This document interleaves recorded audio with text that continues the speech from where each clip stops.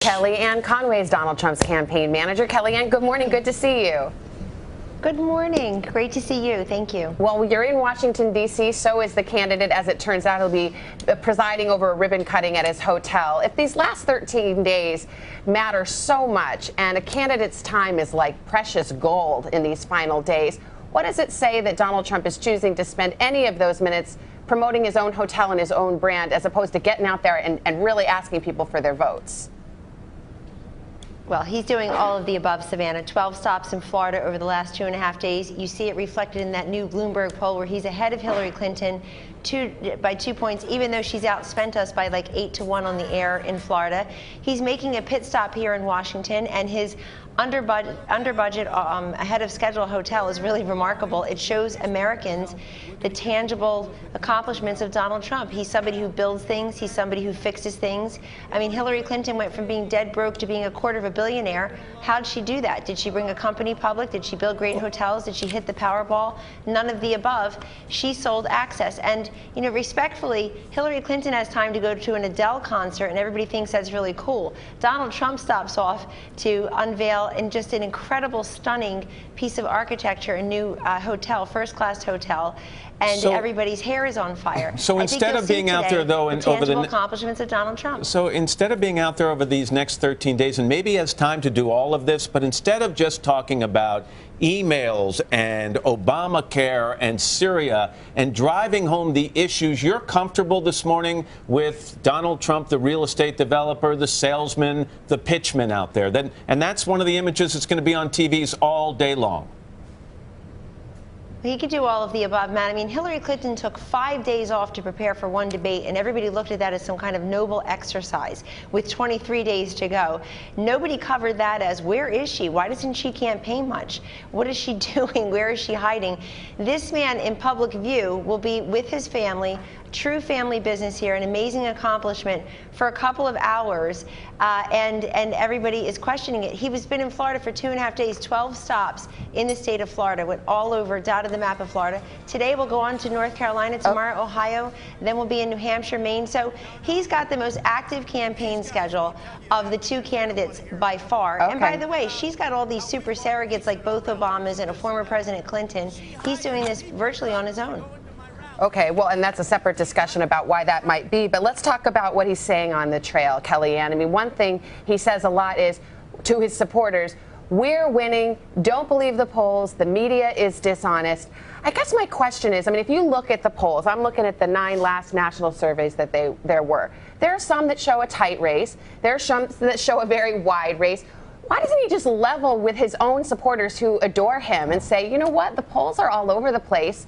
Get out there and vote for me. Why does he have to construct this whole thing about a rigged election and polls not being reliable unless they support him? I mean, why go through all that rigmarole? Why not just level with his supporters, say, we're in a race here and I need your vote?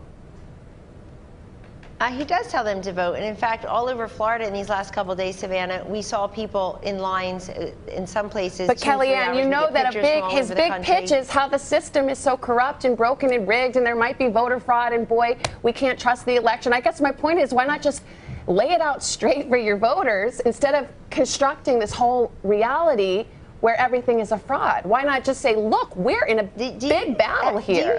Do you hear what Hillary Clinton, are you aware of what Hillary Clinton and Joe Biden say about him in a given day? I mean, it's unbelievable.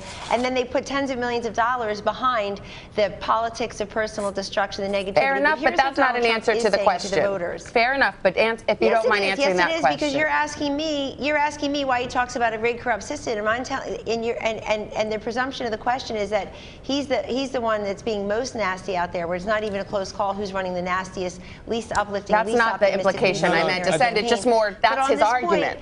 And on the rigged, corrupt system, he's talking about people being left behind. He's talking about the forgotten man and forgotten woman, that the system does not work for them. And Savannah, they agree, or we wouldn't even be competitive in this race. 75% of Americans want to take the country in a new and different direction. Yep. He is their voice. But people Kellyanne, if you're from the outside in saying, why do I never get a break? If you're out there, though, and you're saying we're winning when the polls, and we've got the sheet in front of us here, show otherwise, then if you get to Election Day and you don't win, you're driving home this point that it must have been rigged. I told you we were winning, and all of a sudden we didn't win. Isn't that going to take the Trump supporters and send them down the road angry, thinking they got ripped off? And is that fair to them?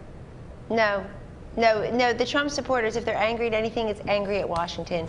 It's angry at Wall Street. It's angry at the fact that they're now opening up their mailboxes as I sit here, and they're getting whacked with these premium increases. In New Hampshire this morning, I get an email, 14%. Got something from a young, healthy man yesterday. His premium will be doubled.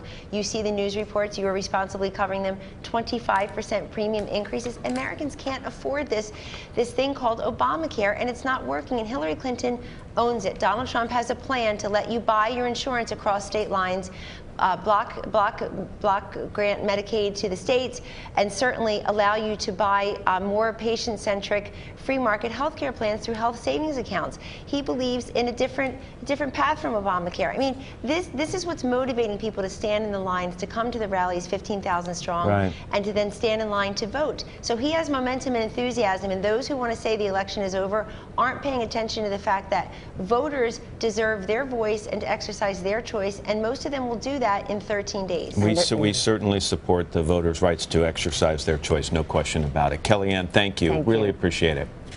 Thank you for having me. Thank you both. Hello, Today fans. Thanks for checking out our YouTube channel. Subscribe by clicking that button down there and click on any of the videos over here to watch the latest interviews, show highlights, and digital exclusives.